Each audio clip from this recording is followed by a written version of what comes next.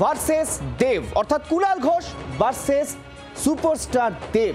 আর দেবকে সুপারস্টার খোঁচা দিয়েছেন কুণাল ঘোষ। আপনারা জানেন গত কয়েকদিন ধরে লাগাতার দেবের যে রঘু ডাকাত ছবি অর্থাৎ চলচ্চিত্র তাকে নিয়ে নানা রকম কটাক্ষ করছেন বলে কেউ কেউ বলছেন, এবং সেই ঘটনায় কুণাল ঘোষের যে খোঁচা তাকে জবাব দিলেন এবার দেব। জি24 ঘন্টায় এক্সক্লুসিভ সেই সাক্ষাৎকার।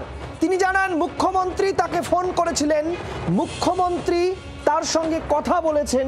কুণাল ঘোষ প্রসঙ্গে এ কথা বলেন দেব জি24 ঘন্টাকে, এবং একই সঙ্গে দেব এটাও জানান যে তিনি বিষয়টি হ্যান্ডেল করে নিতে পারেন, এর জন্য মুখ্যমন্ত্রীর প্রয়োজন নেই, কারণ এত ছোটখাটো বিষয় তিনি দেখে নিতে পারেন।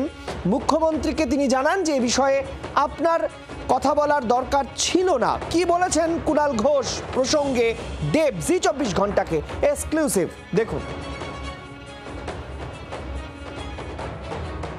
সিএম আমাকে পরশু দিনই ফোন করলো, আমি শুনেছি কুণাল এরকম বলেছে।